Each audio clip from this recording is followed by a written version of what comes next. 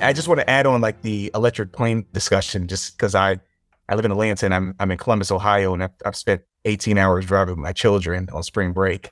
So I appreciate air travel. I appreciate it very much. And, but it's a perfect example of where, we have battery technology that could be in planes today and people are working on these things, but a lot of issues related to safety and other stuff are made difficult because of the lack of predictability of system interfaces and things like that, right? That's the company that Carbice is. We make predictable interface materials out of aligned carbon nanotubes. And I say it's not sexy, but the reality is a lot of times when you start peeling back the onion, some of the reasons why we don't use technologies or we can't scale them are related to things that are nicely matched to nanotechnology, like interfaces and like how things assemble together. How do we get to that golden age or that rose-colored age, if you prefer your quantum dots nano?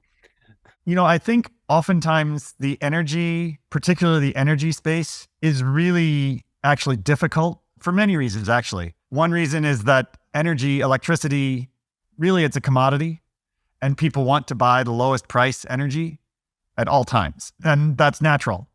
So if you're able to reduce the price below the competitors, which are often much dirtier, then you're in a golden era. So that's really how you do it, is you get yourself cheaper than the dirty competitors, which is sometimes possible. Solar and wind are in some places and in some instances cheaper, which is why there's a takeoff point for when solar installations really started to take off at some point. And that was basically at the break-even point, grid parity point. But it makes this extremely difficult for technologies that offer very little return in the market. So carbon capture is a really great example. It's very difficult to capture carbon and turn it into anything useful. There's people working on that. It's a nanotechnology problem. It might be 15 years off. I don't know how many years off it is to have a large scale solution to this. There's people who do it already in some ways, but to do it in a way that's cheaper than not doing it, that's going to take a lot more work. And until it's done, it's only going to be a niche, I'm afraid. There's another portion of energy that's also very difficult and is different than a lot of other markets, I think, is that there's a lot of very expensive investment sitting on the ground all over the world and in all kinds of different, areas that the people who own it don't want to abandon it, of course, because they've put billions and billions of dollars into this infrastructure, and it took them 10 years to install it and pay for it and develop it, and they're expecting return after sometimes 30 years or more. So it's again a cost thing. And oftentimes things that really have to happen at a large scale, at least thinking about the cost is a really key way to get it to a golden age, in my opinion. I agree, but I would say that there's more than two axes here. I don't think it's simply green or not green and expensive or not expensive. I think that we can learn something from the automotive industry in that electric cars, for the most part, are not cheaper, but they perform better. So you are going to have certain people who adopt electric cars because they're greener. They're willing to pay that tax, right, if you will. But then there are a lot more people are going to say, I just want to be able to, beat a Ferrari off the line and then beat a Jeep, going over the mountain, and an electric vehicle can get me there. So I agree with what you're saying, Jeff, that the finances are a big issue, but I think that there are some benefits to some of the technologies we're seeing that might carry the day. I really believe that, if there were some kind of policy that were mandating our air fleets to be, zero emission by a certain amount of time, Boeing would be coming to companies like Barra's and saying, what can you do for me? What can you deliver? And I need it yesterday, right? That's what I think that the pieces that's missing, that we're so profit driven, and we all get it that like we want a cheaper car, we want a cheaper airline ticket, but somebody has to be the grown up in the room and say, this is important for all of our survival and the survival of our children and our grandchildren, right? And that we have to do the right thing here. And so I don't see adoption without lower cost unless that happens. Yeah, what Mariel said, I think, and what Jeff said, this is why the problem is so difficult, because you need all of it. Right. You need in the market be able to create multifaceted business cases.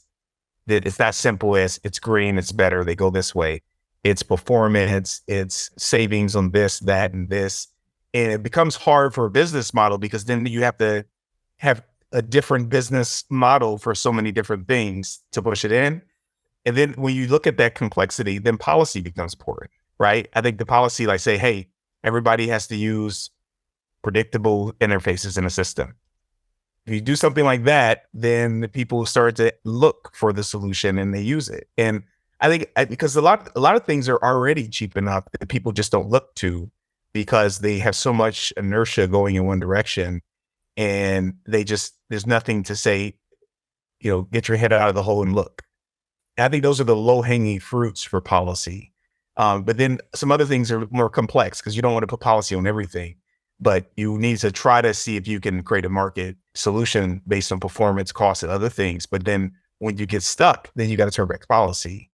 Well, I do think that there are a lot of policy kind of momentum at this point in time to try and kind of help those solutions along.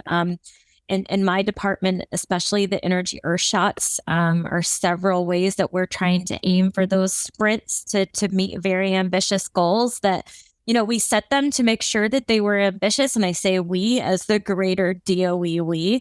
And then I believe that Sally Benson also talked about the net zero game changers. And those are kind of the administration's kind of goal to really get to net zero. So I think that, we're starting to have those policy pushes, and we've had policy pushes in the past that have helped us get to the point we are now. So I think we're building on that momentum. But a large thing I think that has been challenging is the communication, the science communication, especially about how, speaking to not only your students, Mariel, but also to the general public about what is going on, what are the challenges that we're facing in the specific energy sector.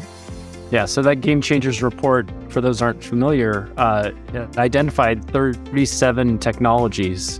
And I was so pleased that Sally kind of had this moment. She was like, I didn't realize that nanotech has a role in almost every single one of these things. I thought that, as someone who loves nanotech, that was very gratifying to me.